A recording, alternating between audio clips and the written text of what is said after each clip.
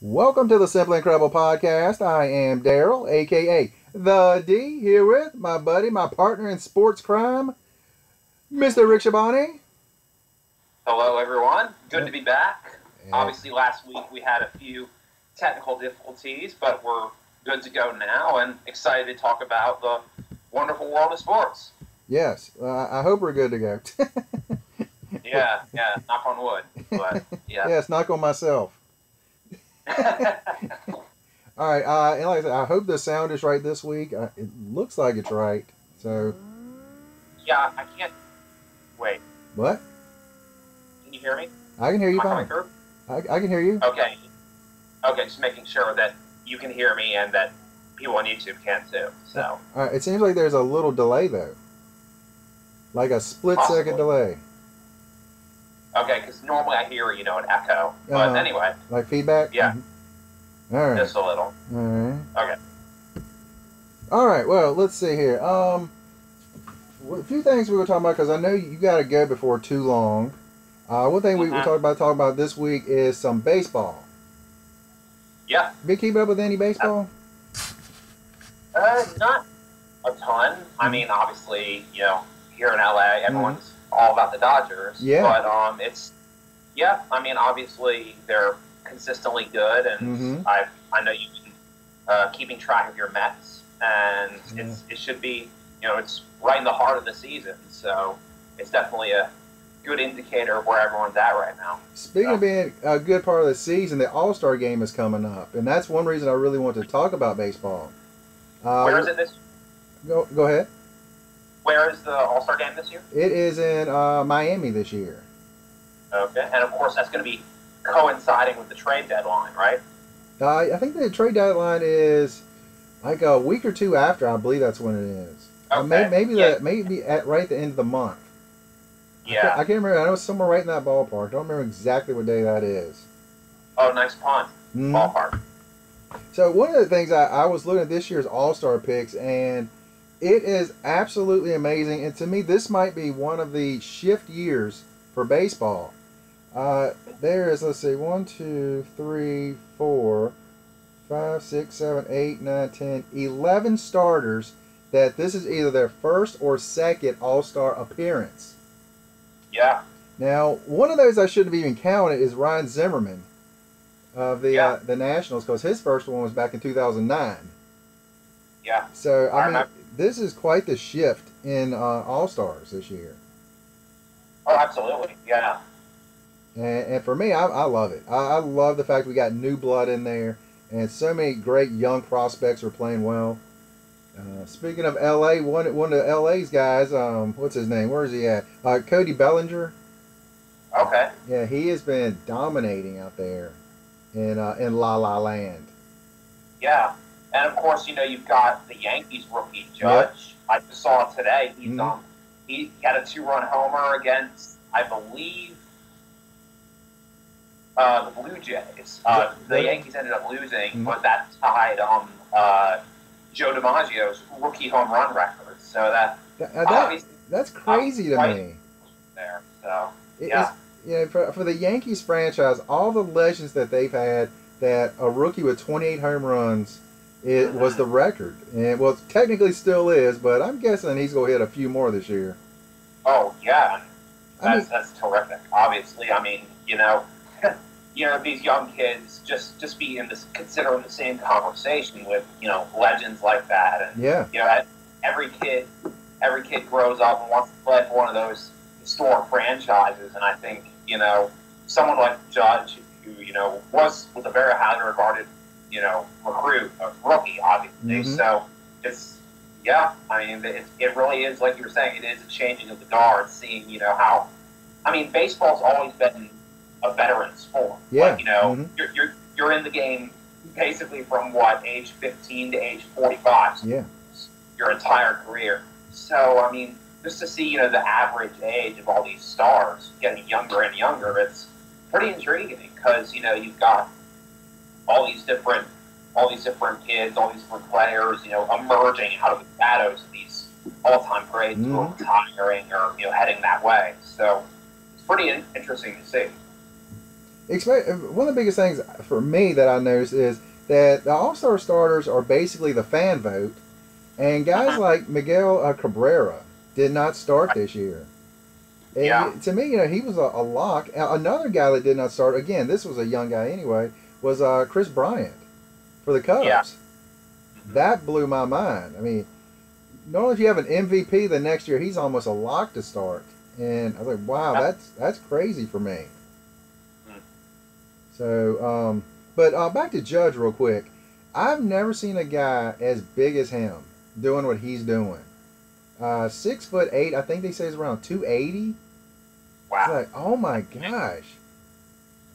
And Yeah. I mean, probably. I mean, the tallest baseball player I remember was Randy Johnson, yeah, 6'10", but he was 6'10". a stiff, probably only 230 Yeah. at the most. Mm-hmm. So like, yeah, it's crazy to see how these big guys that can move and hit as well as anyone. Mm-hmm. And I remember, CC Sabathia is another one. He's Yeah. a big guy, a really big guy, Mm-hmm. and but someone who can, when he's on a hot streak, work out. Yeah. So it's intriguing to see. Like, I know a lot of people give baseball players a hard time. They're like, oh, you don't run nearly as much as a football player or a basketball player. Mm-hmm. But hey, it's something that it's a great sport regardless of how big you are or how fast you are, because so much of baseball, being a athlete in baseball, is the mentality of it. So much of it is just psychological. Mm-hmm. And if you're smart and you're dedicated, there's definitely a spot for you if you put in the time. So. Yep.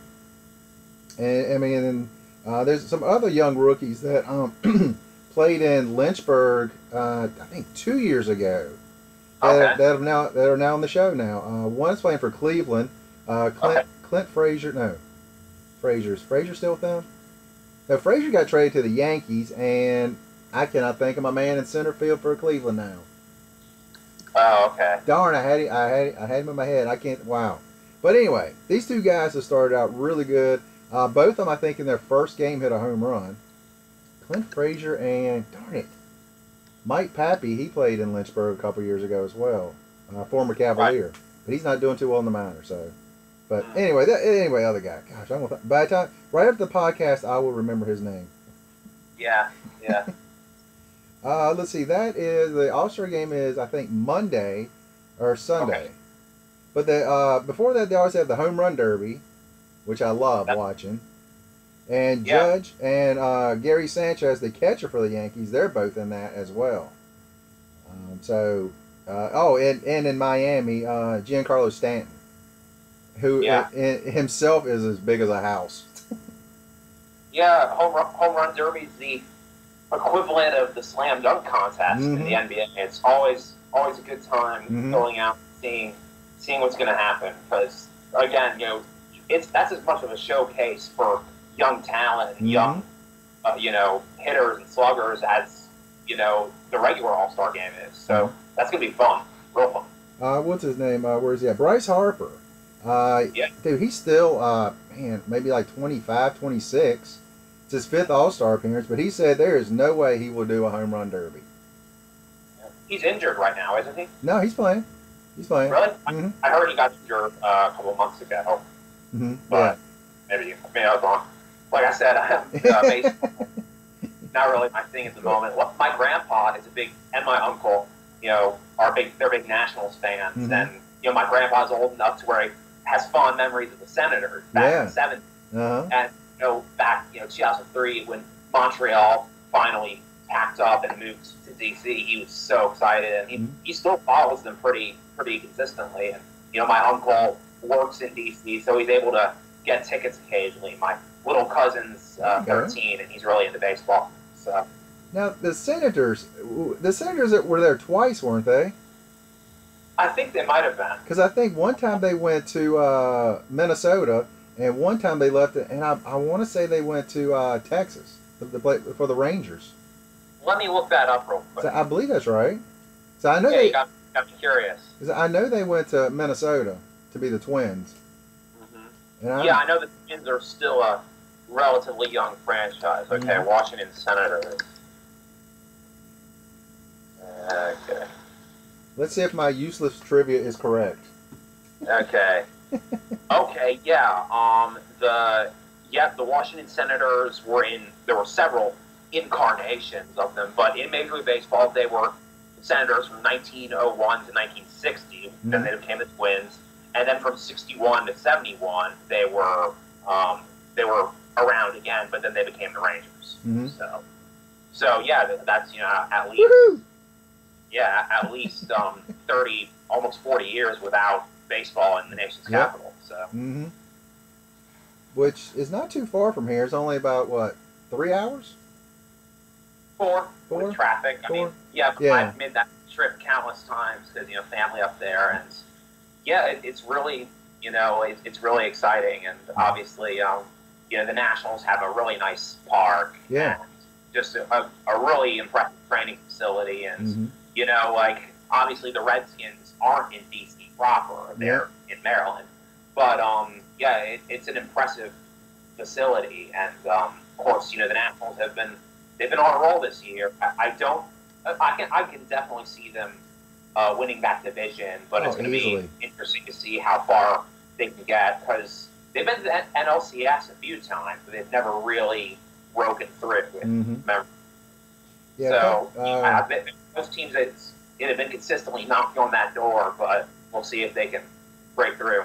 I think it all goes down to pitching, and if Strasburg and what's the guy that got from Detroit? Oh, yeah. Max Scherzer. Yeah. If those two guys stay healthy, they can beat anybody in a 7-game series because they'll have to face those two guys twice, and so that would and being a Mets fan in that same division, it hurts to see. Yeah. But having said that, I mean that it's a good team, very good. I mean, well-rounded team as well. So, you know what? Hey, if they do it, they earn it. Let me see. They have 3 All-Star starters. Yeah. Ryan Zimmerman from UVA. Ryan Zimmerman. Yep. Daniel Murphy, who they took from my Mets, and Bryce Harper.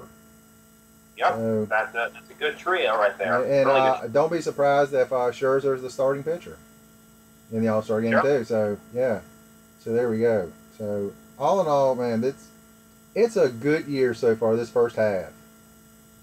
Mm-hmm. And also we've got NBA free agency happening officially. Mm-hmm. It's been kind of a whirlwind on that front. Mm-hmm. Big time acquisition for my Thunder. Getting Paul George. It's gonna be interesting to see how he fits in that front court with Enes Kanter and Steven Adams, the Stash Bros.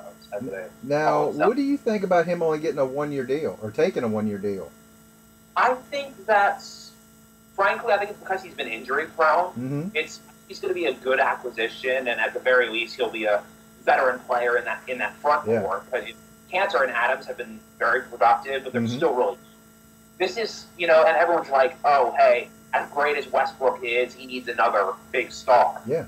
A complement his style of play. I think George is a great addition on that front, but it is kind of a high risk, high reward thing because those injury issues could slow him down. But obviously George, everyone loved what he did with the Pacers, and I think he's definitely going to be a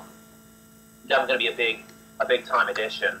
I'm looking up. Let me see. Okay. See there, he was with Team USA, and he had that gruesome leg break. I remember that. So that was, but the rumor has it that he just wanted the 1 year and to really see what the Lakers were going to do, and if they do well, then he was talking about going there next year. I was like, man, right. That's kind of rough to say that before you even get to your new team. But him and Westbrook together could be a deadly duo. Yeah, and of course, the Thunder do have a lot of the other young stars locked in. I mean, Steven Adams, he got an extension at the beginning of last year. Of course, he's someone who's definitely emerged.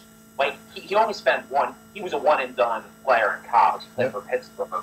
But when he got to the NBA, he was a first-rounder, but he was still very raw by NBA standards. And it was mostly because, a lot of people didn't know who he was. Of course, he had a very productive career back in his home country. But and his brother was Houston. were actually Olympic players in their own country. Mm-hmm. But yeah, he was someone who came to the NBA as a very raw prospect. He's got the physical tools, and I love his work ethic too. So Adams is a fun player to watch, and I think if he's and Cantor right now is basically just a bench player, but he's definitely one of the best sixth men in the NBA right now. And again, it's gonna be interesting to see how George fits in there because he's someone who's a bigger small forward. He's 6'9", so I think he'll definitely be a good complement to Adams in the front court. And there's also Andre Roberson, who's probably gonna be in who's gonna make a big impact with the Thunder there too. So I think there's a lot of moving pieces on that roster. Coach Billy Donovan, is gonna find some creative ways to get them all on the court at the same time. He's a heck of a good coach too. For those who don't remember him, he won back-to-back championships at Florida, and then he was at Florida for 15 years or something. Yeah, was he at Kentucky when he played? No, he actually played for Providence, I believe. Providence, okay. So he grew up on Long Island. So he played for gosh, what's his face? Him. Let me ask you this question. I'm looking this up. Cantor, did he get arrested at an airport? That was a crazy situation. In case you didn't know, he's Turkish. Yeah. And there's a ton of unrest going on in Turkey, of course, since last year's coup or attempted coup. Mm-hmm. And people have been arrested for speaking out against the regime over there, of course. And Cantor has been one of them. He's someone who's been consistently outspoken. And I saw an interview with him, and he actually was like, I get death threats basically every day because people don't like what I have to say. And he was arrested in that airport. He was in Indonesia doing a basketball camp for kids as part of his foundation. And he was arrested in the airport. Indonesia's a Muslim majority country. Yeah. Turkey's a Muslim majority country, and they have very similar dictatorial governments. So they froze his passport essentially, and he was traveling back to Europe, and he got basically detained in the airport in Romania and on his way back to the States, and he was kind of in limbo for a while there. Eventually he sorted it out and got back to the States briefly, but he's essentially he's trying to become an American citizen and completely sever his ties with Turkey, which of course is a big deal. So the fact that they're trying so hard to silence him is pretty disturbing. Yeah, that's the thing I was wondering, because I didn't know if all that stuff had gotten fixed up or not, because all we ever hear is something bad that happens. We don't hear when it gets fixed, because that's just how the media is, and especially sports media. It's just what's the big story for right now?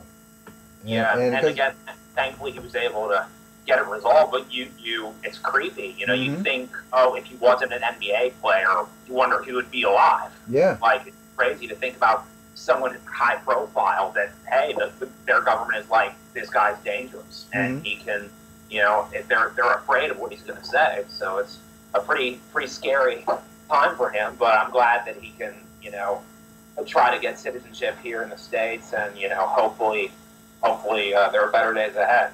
But yeah, he's been someone who's very much on the court. He's very much emerged as a reliable six-man guy. I can't even recall how many double-doubles he got coming off the bench last year. So good to see. Did you speaking of the scary things? Did you hear you're in the movies and things, working on that, becoming a director? Did you hear about the actor from Gotham? His daughter has been missing. No, I didn't. Which actor? His name is Denal Long, Logue. What character? He played Harvey Bullock, I believe it is. Okay. Wow, I haven't heard about that. And his 16-year-old daughter has been missing since June 26th, and they've had a bunch of celebrities going on media. Danny Trujillo? He's one that did commercial trying to see if they can find his daughter and get her back. Wow, yeah, you're right. That's crazy. Because I heard that, and when you was talking about the other stuff, that popped into my mind. I was like, oh my gosh. Right, right. Last seen in the vicinity of the Barclays Center in Brooklyn. So, yeah, hope he can find. I mean, that's just crazy stuff when you hear stuff like that. But Absolutely. back to the basketball free agents. Yesterday, like big story was Gordon Hayward signed with Boston Celtics. Right. And the big story has been is how apparently a lot of the other NBA players are really mad at the way it was handled. It came out that he was going to sign with them, and then apparently he put out a tweet that or Instagram or something that said that he's still not sure yet, and then a few hours later he confirmed it. And apparently the other players were mad because like, well, if you're signed, you sign, so we can get on with what we need to do with with who we're going to sign with.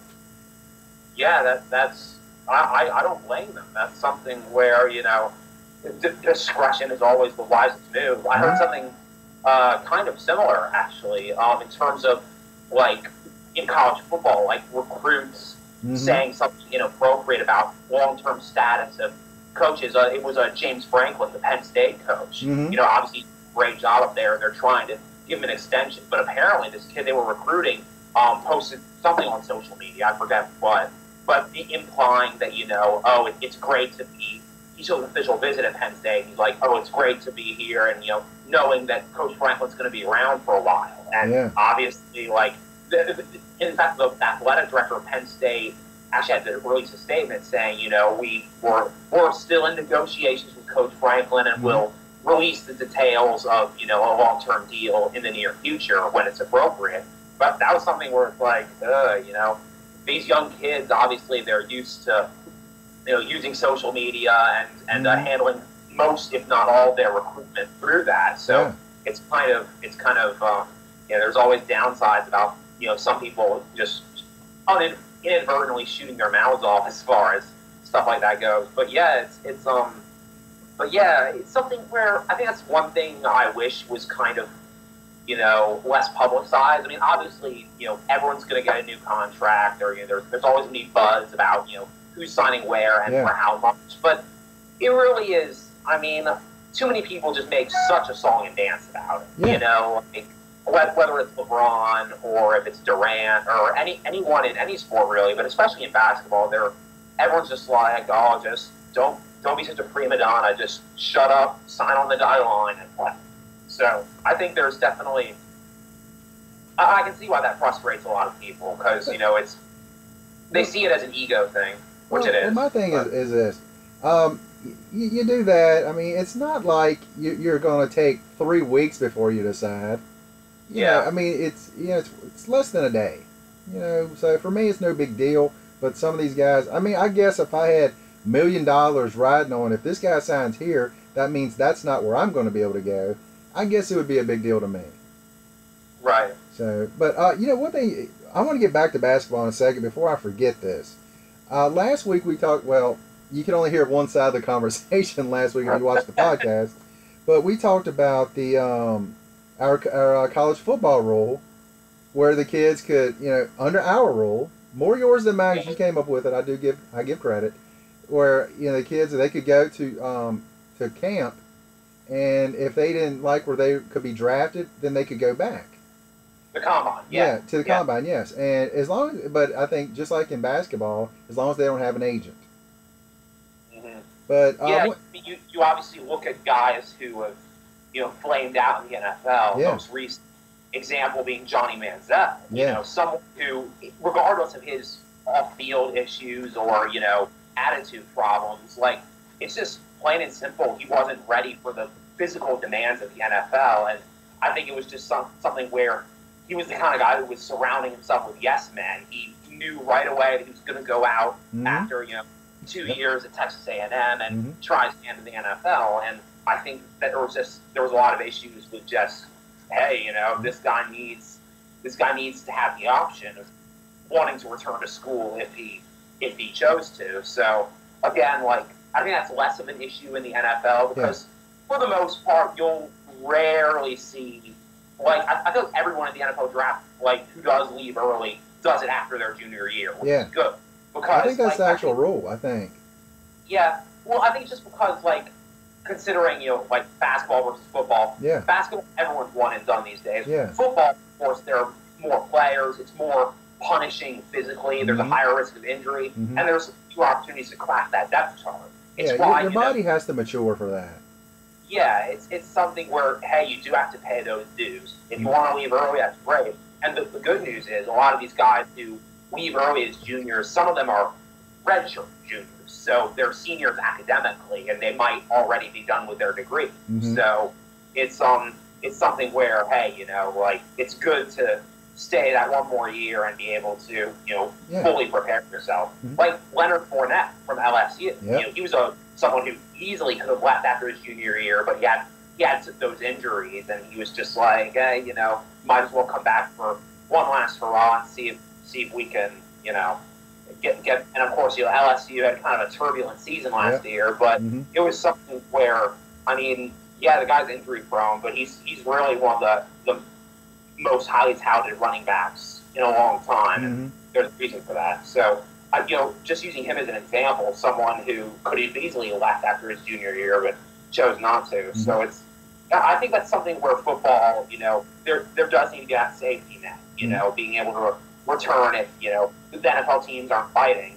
But still, we'll see what happens with that. Fortunately, like, there's, in the NFL, you've got a greater chance of being an undrafted free agent as opposed to the NBA. And NBA, they have plenty of, undrafted rookies, don't get me wrong, but most of them don't catch on. Like, or at least they don't catch on right away. So. And but what I was actually going to go with this is coaches. Is how a coach can leave, but a player can't. Yeah. I have a huge issue with this. I mean, to me, it's. Go ahead. I have an issue in general with coaches leaving, like, before bowl games. Yeah. That totally screws up the entire roster. Like, I mean, you to finish what you start and be able to. Obviously, you can talk to whoever, no big deal. One guy I was really impressed with this past year was PJ Fleck from Western Michigan. Yeah. The row the boat guy. Yeah, he's obviously he's one of the youngest coaches in the nation. He's 36, I want to say, and obviously he did an incredible job at Western Michigan. And he actually went on record as saying, of course, after their year was over, of course they were in a New Year's Six bowl and they almost upset Wisconsin to finish undefeated, but they didn't. But yeah, he was someone who was very open with all his players all along, saying, like, some of them were concerned. They're like, oh, hey, coach, are you going to leave? Who are you talking to? And he was always completely open with them, but, constantly reassuring them, hey, my job is right here, right now, Western Michigan. We'll see what happens in the future. And he didn't, and he waited until, I think, a week or maybe 2 weeks after the bowl game to say, hey, I'm going to Minnesota. So that was something that I really respected, because it's easy for coaches to, take the stepping stone job and move on after 2 or 3 years. But I think that there's definitely something to be said for coaches who do it the right way and consciously try to, make sure they're leaving on good terms and, they've finished what they started, like I said. So. But, I mean, I think if a coach leaves, because, let's be honest, most of these kids, they go because of the coach. I know a lot of it's for academics, but let's be honest, most of these guys, they look at the coach as being the head of the program that they're going to. He's the one that sells them on going to this school. Right. If he leaves early, these kids, they're stuck there whether they want to be there or not. They got to jump through hoops to go to another school. And I think there's still the rule that a school can say you're not allowed to go to certain teams or certain schools. Yeah, that's kind of ridiculous. Because I remember, of course, like, the good news is, like, if you transfer, you have a ton of different options. Yeah. That you did in the past. Like, again, in college football, if you're going from an FBS school to another FBS school, you've got to sit out a year. If you're going from an FBS down to an FCS team, how come coaches don't have to sit out a year? Well, they're getting paid. So. Well, I mean, to me, it's ridiculous that a coach can do this. They can go from $1 million job to another $1 million job, and a player, he's stuck. And Right. I don't like that at all. I mean, now having said that, I don't want, like somebody at, let's say, Western Michigan, they start doing really well. They go, okay, well, I'm going to transfer to Florida State, Alabama, or somebody. But Yeah. at the flip side, they shouldn't have to be stuck in there when the coach can just basically, he has a 5-year deal. He can leave after the second year if he really wants to. Exactly. I think there's I think the way student athletes are treated is definitely pretty bogus. I mean, I when I was in school, I talked to a few student athletes about this. But at the same time, like if you actually start paying student athletes, that's going to open up a whole. I like they get paid. I know this sounds wrong to say they get paid tuition, room and board.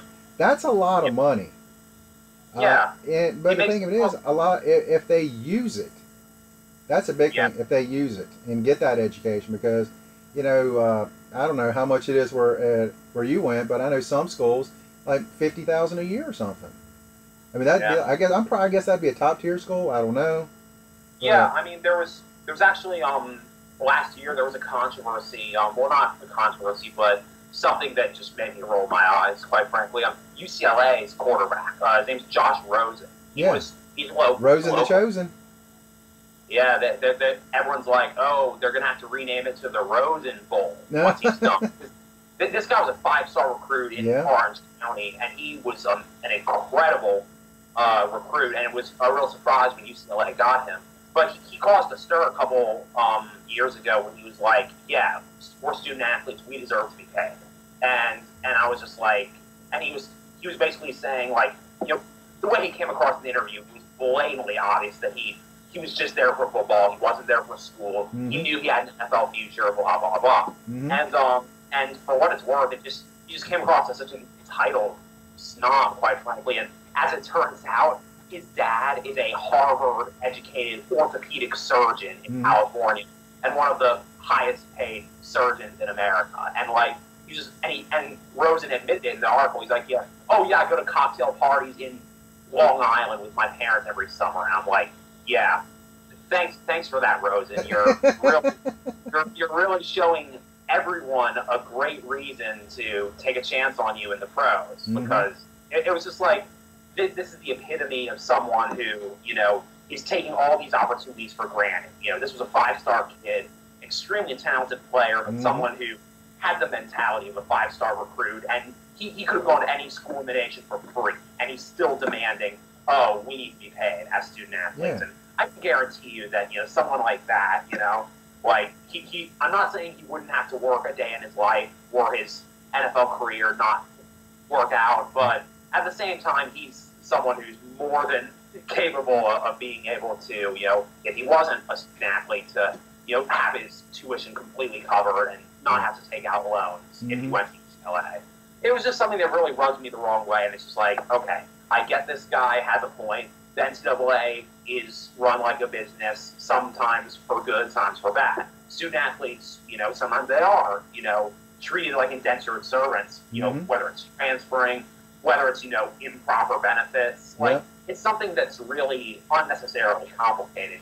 So many programs break rules they don't even know exist. Yeah. So it's something that I think is just, way too much bureaucracy, too much, the NCAA doesn't seem to care too much in terms of, I remember I even saw something a few months ago that I did agree with, saying, that the NCAA or the institution, depending on who can cover it, if a player has a career-ending injury, or if he, for some reason is physically unable to play anymore and has to retire prematurely, that, the school or the NCAA, whichever, should, honor his scholarship every time and be willing to,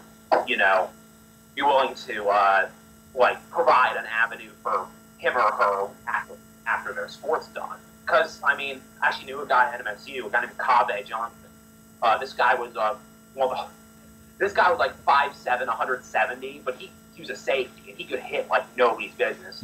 But yeah, he had a pretty scary neck injury, and he wasn't paralyzed or anything, but he had to give up football, and he finished his degree. He was fine with it in the end, but it was something where the school did honor his scholarship, but it was just like that's a terrible position to have to be in, to be like, oh, I don't know if I can play again. B, I don't know if they're going to honor my scholarship. So that's something where I think if you do get injured, your school kind of owes it to you to make sure you're good to go for the rest of your academic career. I know John Calipari. He said anybody that comes to my school, and plays for us, they have a life scholarship. Yeah. So exactly. If they come back, they played 15 years in the NBA, they can still come back and get their degree, and it's still on us. Which I'm like, if you play for 15 years in the NBA, you can afford that. But so I'm like, that's pretty cool, because you got some of those guys, they don't make it, but he's like, you know what, the door's still open, we got you. And I totally agree that all those schools should do that. I really do. Yeah, and it's definitely there's definitely against a bureaucracy and a tangled mess in terms of just trying to if there was like a student athlete committee, or a better student athlete committee to talk to the NCAA and lobby them for various things that could be done differently or should be approached differently. It's something where student athletes, they first off, there's a balance. They need to understand, hey, I'm getting school for free. I need to work my tail off, and I need to do what I have to do. Mm-hmm. But at the same time, they do need to be given more of a voice in terms of issues that are specific to them. And also just dealing with the negative perception that they sometimes have on campus. Oh, you're just here for sports. You're not a great student. You're not serious about anything else. All you care about is you and your team. And I think there's always going to be that perception. But at the same time, it's been proven. Career counselors, career scouts, they think highly of student athletes because they know they have, organization skills. They have discipline. They know how to take orders. Mm-hmm. They know exactly, what's expected of them in terms of being in a structured environment within college, not just, having a laundry list of other accomplishments that may or may not have the qualities that an employer is looking for. So it's good to see that student athletes have, all the tools to succeed in their career field if the pros don't pan out. But at the same time, there's always going to be, and this was true at MSU too, people just be like, oh, they're student athletes, they don't care, they're just here for sports. I think there's always going to be that negative stereotype. Mm-hmm. But it's obviously up to the individual to counter that perception. Yeah. All right. Now let's go back to basketball now. Because 2 weeks in a row we've had some very productive ideas for college football. But now, let's see. Chris Paul going to Houston. Yeah. Well, of course, Houston got rid of Dwight Howard. Yeah. And I think Paul was someone, and we kind of touched on this last week in terms of the Clippers not taking advantage of prior opportunities. Yeah. The Lakers are terrible. Mm-hmm. The Clippers need to step up and be that franchise for LA. But mm-hmm. I think they mismanaged that roster. And obviously there was the controversy with Sterling a few years ago, and since then it's just a very dysfunctional team. Yeah. And I think Paul, I kind of knew that Paul was going to be on the way out, but in terms of Houston, getting him and pairing him up with James Harden, that could be a real boost for them because, Harden was to Houston what Westbrook was to the Thunder. Mm-hmm. Obviously both of them had incredible seasons. They're terrific players, and they rightfully inserted themselves into the MVP conversation. But at the same time, there was only so far as they could take them themselves. And I think, they're definitely in a situation where, Harden needed a tag team member, basically. And I think Paul is, he's had some injury issues. He's, getting older, but he's still one of the best point guards around. And I think they'd be very surprised if they don't,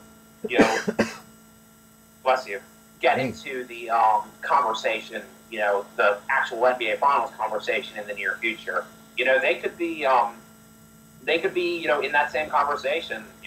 The Spurs, the Thunder, everyone trying to knock off the Warriors, and I think there's definitely going to be a big push for, Paul is someone who just his work ethic and the way he's a good team player. It'd be great to see someone like him win a title. I think he's one of the most talented players in the league right now who's never won a championship. Yep. And I remember him back in his Wake Forest days.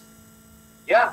Oh yeah. He was one of the ACC's best. I remember they would always give Wake Forest, little brother to UNC and Duke. They would always give them a run for their money back in those days. And of course, I remember, the first time I saw Paul play back in college, I was like, ooh, yeah, this kid's, flashy and, hardworking, and he's someone who's definitely got a great future. And he seems like a humble guy too. I don't think, he took the decision to leave LA lightly, because he's someone who I think he's always looking to put the team first and develop good relationships with his teammates. So I think he's going to fit in pretty well with Houston. So it's going to be fun to see. I think that's a really good combination. That's to me. You got two guys that can both drive or pull up for a good jumper. But the only question I have is, how good is that defense going to be?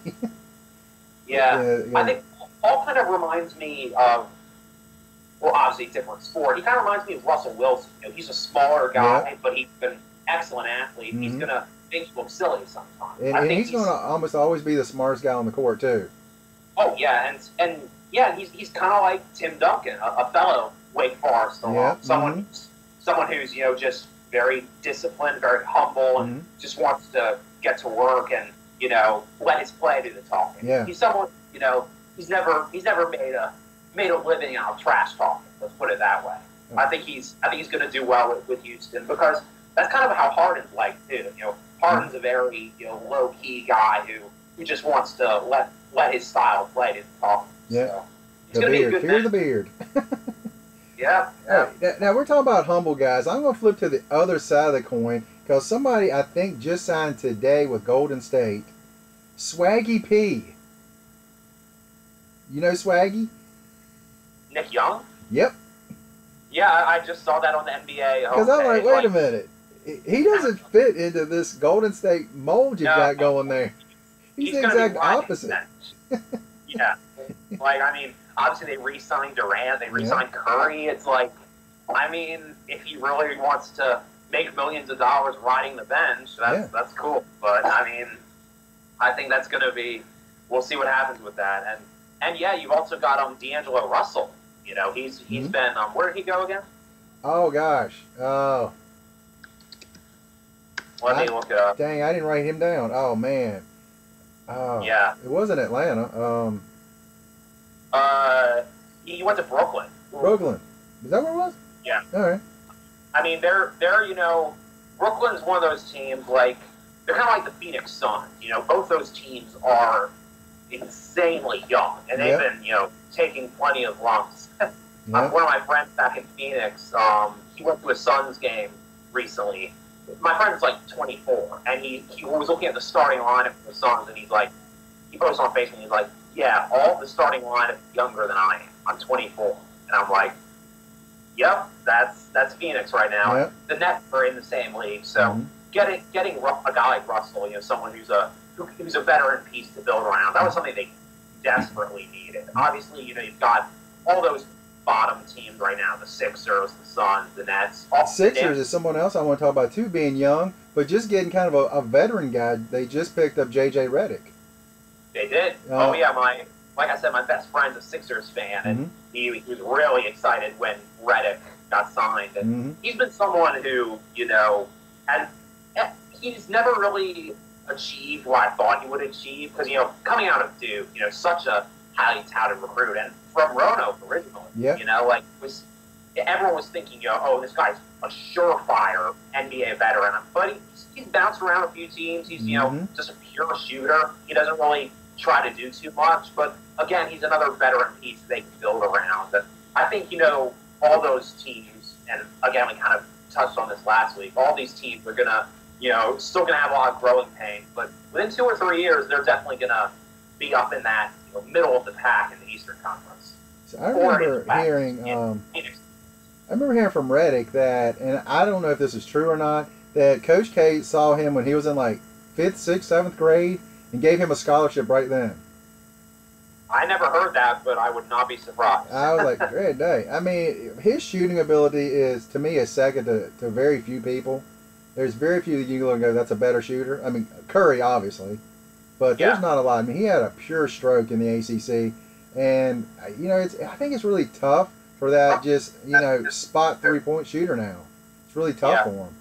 And to be fair, I think his draft stock was kind of affected by the fact that Duke underachieved in like his junior and senior seasons over there. Like I remember, everyone had them penciled in as a Final Four team. I think it was in 2005, 2006. And I remember reading a magazine preview very vividly. This was back when I was still in school, and I remember, this magazine predicted, Duke, Georgetown, I think, a few other guys in the Final Four that you expected to be in the Final Four. Yep. None of them got there. And, of course, that was the year George Mason crashed the party. Yep. So that was definitely, like, Duke definitely didn't really emerge the way they should have. They definitely underachieved, like, when Reddick was finishing up his career there. But, obviously, he's definitely one of the best shooters in the game. And Philly is going to definitely improve dramatically just with him. He's someone who, just a veteran leader and someone who,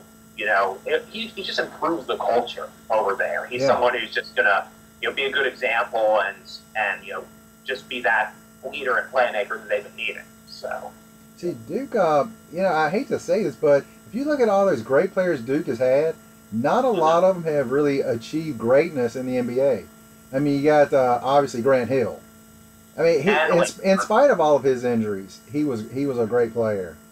Kyrie Irving, he's been great. But outside of that, I think there's and I think UNC is kind of, I feel like they've fallen off a little bit in recent years too. Like, and again, this I don't think this is because they're recruiting so many one and done kids, but I think it's just in terms of, like, carving out a long-term successful NBA career is just so much more difficult than it used to be. Like, I don't think there's any one school that you can go, they've got a lineage of great players. Kentucky is really starting to build one, though. Kentucky and UCLA are obviously going to be in that conversation. Maybe a school like Florida. Florida has had, sporadic success. Yeah. But, like, and you can also say the same about, UConn or Michigan State or all those historic programs. And I think, and that's mostly because, they've had, all those programs have had at least one guy who, like, Michigan State has had Magic Johnson. Boom, they're set. Yeah. They can, ever since then, they can point to Magic's jersey in the Hall of Fame and just be like, hey, that guy came here. Yeah. So, and I think that's something that, like, in terms of, getting high school recruits, I think that's something that is way more important in basketball than it is in football. Yeah. Like, school tradition, school history, having a track record of success. I mean, up until, John Wooden passed away, he could still meet with UCLA recruits and say, hey, I'm 99 years old and I coached all these guys. I won all these championships. And they can basically say, hey, you're continuing a track record of incredible success. And it's definitely interesting to see, how so many recruits, that's a big draw for them. Yeah. I think it's more so in basketball than in football. Obviously, you've got in football, you got programs like USC or Michigan or Ohio State. Programs that they sell themselves. Yeah. You don't even need to recruit kids there because they just got a list of talented players as long as you're off. I mean, Alabama. Yeah. Yeah. The thing about Alabama that blows my mind, you can have top 20 recruits wanting to come and, like, we don't have room for you. Yeah. Yeah.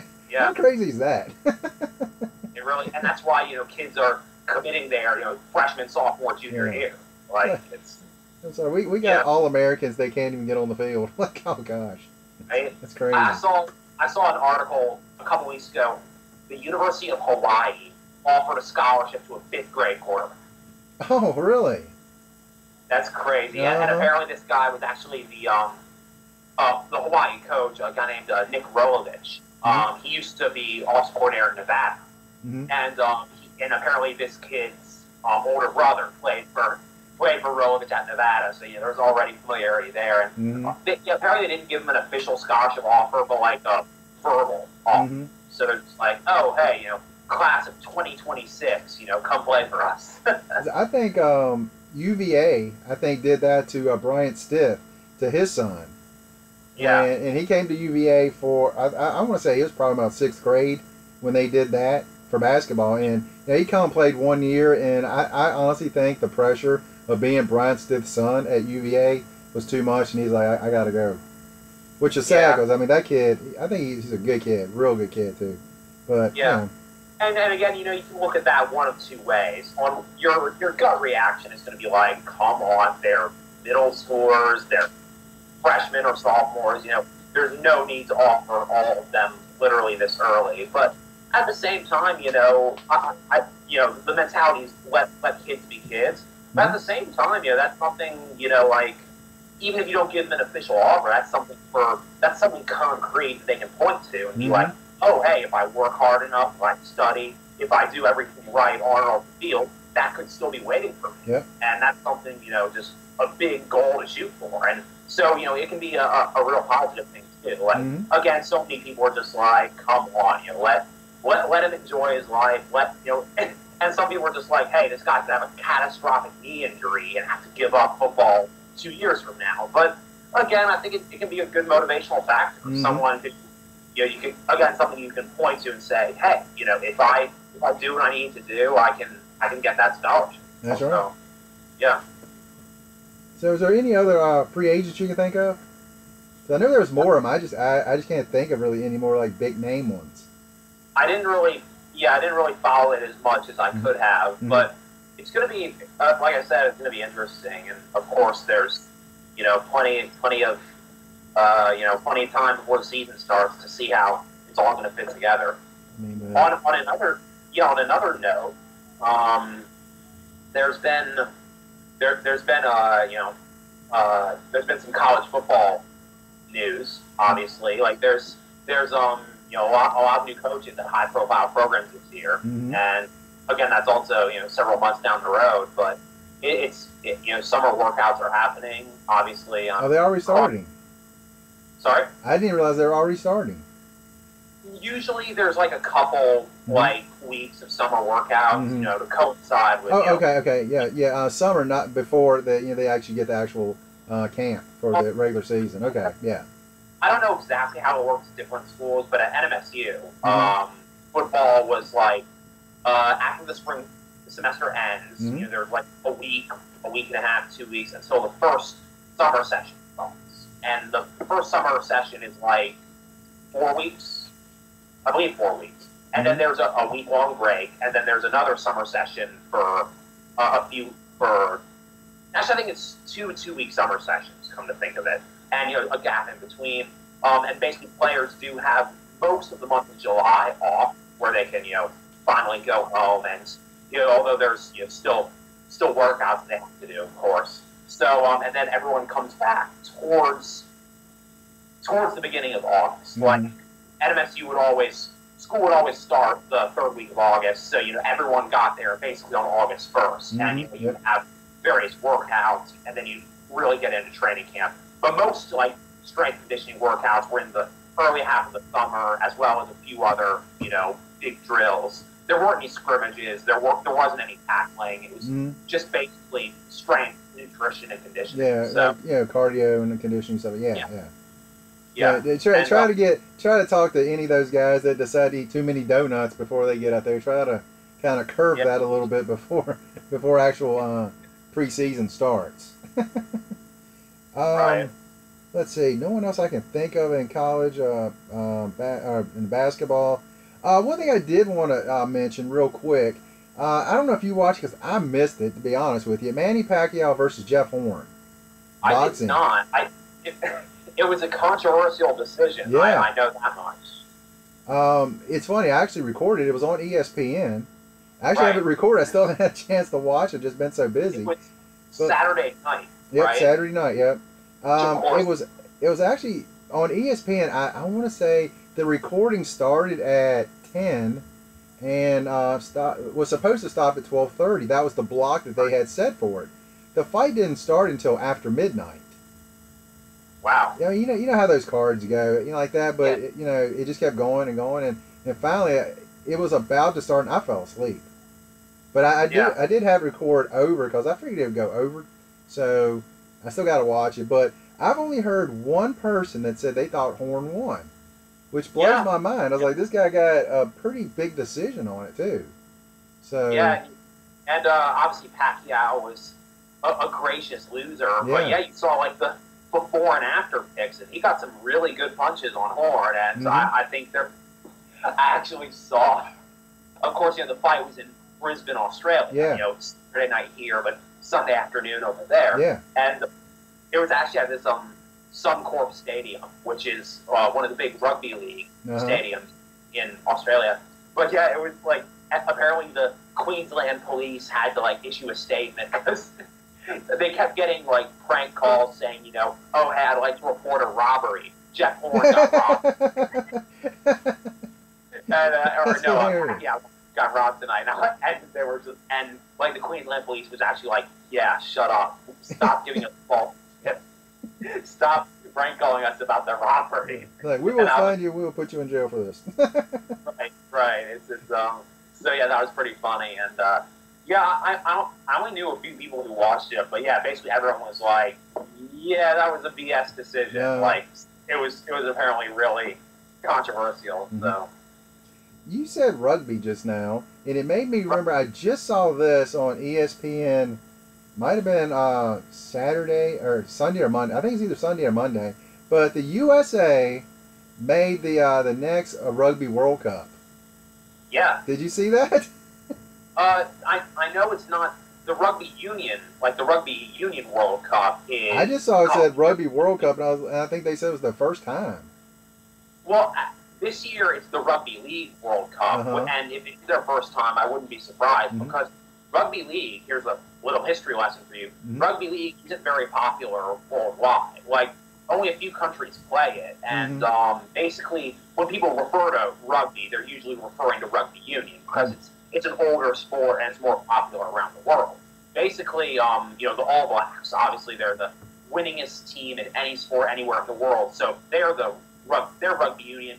Again, basically, when you hear rugby, they're usually referring to union. And I played union in college, so that was but yeah, Rugby League World Cup that's happening in October, I believe, and it's going to be at a bunch of different sites. If I remember correctly, it's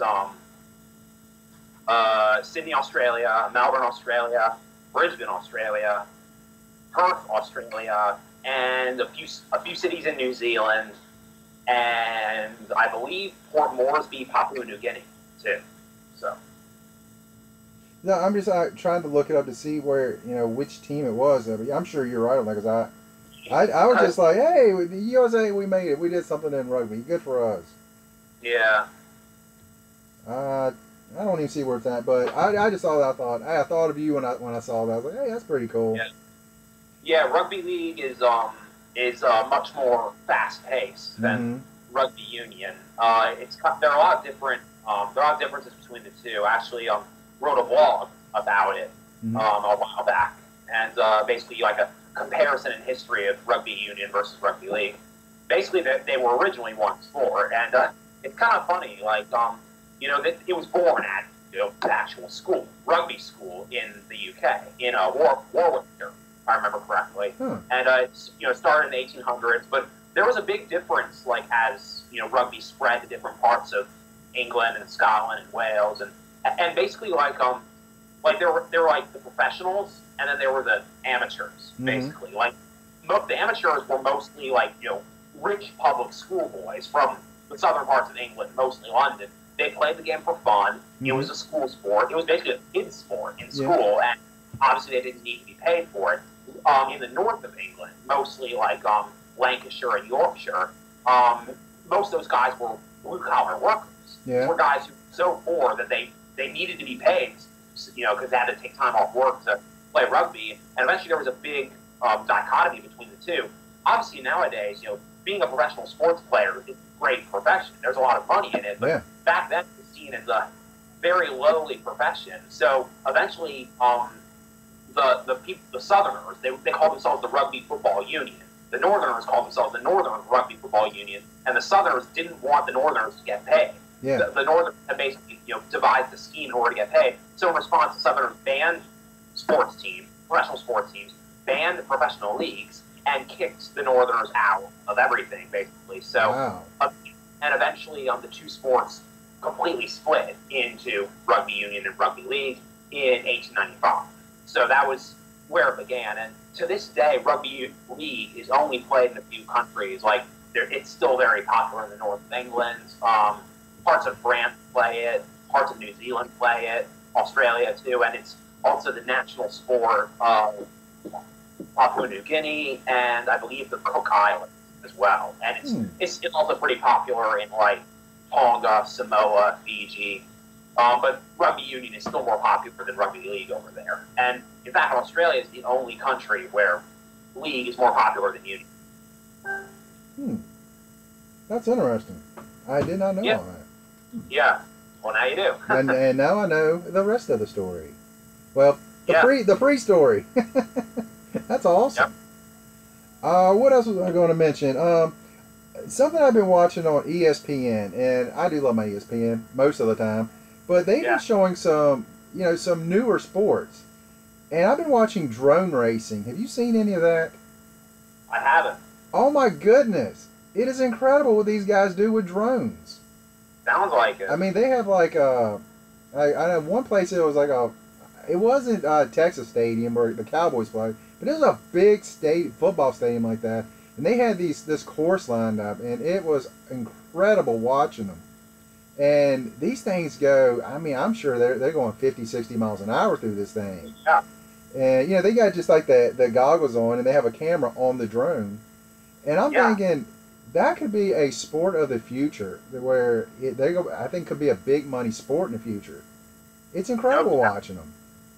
No doubt. Yeah, it's like it's something that, it's what a time to be alive. Yeah. That's the epitome of a 21st century sport that could really become something big. I mean, I doubt it'll be Olympic swimming or rugby or volleyball or anything like that. Yeah. But hey, that's something that's really.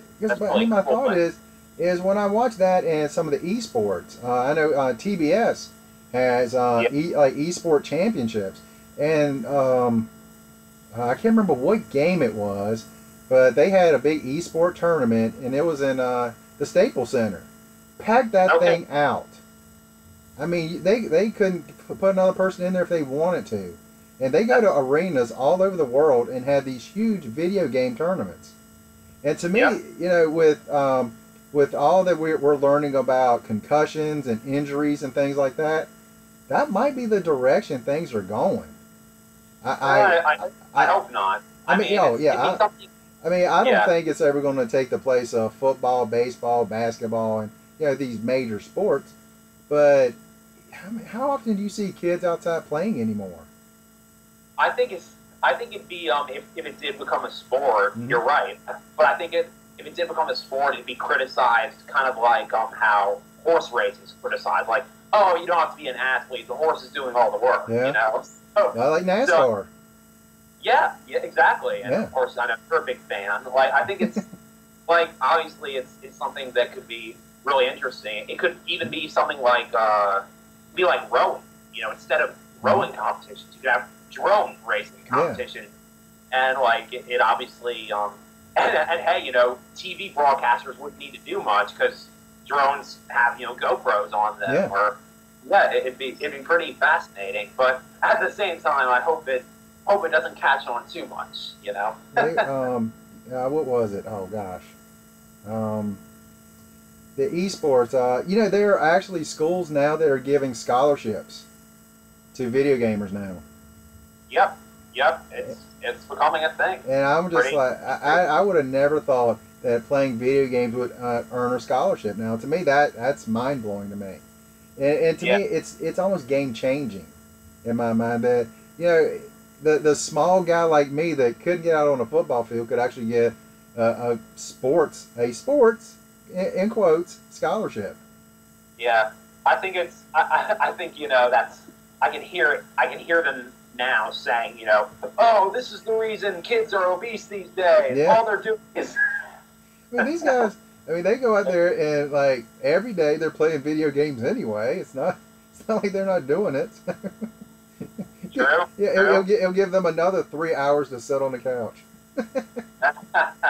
I apologize to all my gamers out there because y'all all beat me every day in Call of Duty. So there you go. I'm terrible. Yep. But I'm just looking at these things. That could be the next wave for the next generation of young kids out there, which I think is awesome. Right. No doubt. Mm-hmm. Yeah. I mean, if you can get a good job doing something you love, flying drones, playing video games, more power to you. More power to you. But let's see. Anything else we can think of? I think we covered it. Mm-hmm. Next week, I do want to talk about the All-Star game, baseball All-Star game, and AFL. That's still going now? ARL. ARL. AFL. Oh, is it Australian Football League? Is that what it's called? Yep, that's it. Okay. I'm actually heading to a tournament this weekend in Denver for the U.S. Australian Football League. We're the LA Dragons. We're playing 3 games in the tournament up there. We're actually playing at the field in Westminster, Colorado, that used to be the training ground for Denver's Major League Soccer. So it's going to be a legit field, and that's they're awesome. they should be either live streaming it on the USAFL channel or possibly on like local closed circuit cable access TV. So that's definitely going to be a fun sport to watch, and hopefully get a decent media coverage as well. So it's gonna be a great weekend, and my flight leaves Friday morning. All right, I tell you what, if they do have a stream, message me and let me know so I can watch. Absolutely, yeah. That'd be awesome to see. One other thing, media. You said media, and I've got to get this off my chest because I would have forgotten. I've been talking to one of our local news stations about doing coverage of me when I go to San Diego to a Comic-Con. The con of cons. This gigantic con. That's awesome. And they shut me down like that. They're like, how big a story is it someone going to a Comic-Con? I watched the news the next day. It's big enough for you. And Josh and Troy are going too, right? Troy's not going. Josh is. Okay. But the next day on the news, I'm watching it. You know what they did a story on? Oreo cookies. I mean, going to the biggest con in the world. I mean, it's not a comic book show, though, really. This is a big entertainment show. And I'm not good enough for it, but an Oreo cookie is. Apparently. I'm not going to give them, any airplay, but y'all suck. Okay. But it was in Lynchburg, Virginia. Yeah. But anyway, I know you got to get going. I know it's a little bit longer than we thought, but oh well. I appreciate it again. Next week, and we can do 1 week after that. I'll be out of town, won't be able to, so we'll have a week off. But again, Rick, thank you so much for being on, and let's talk in sports. I love doing it. My pleasure. I love it too. And you guys have an incredible day. See ya.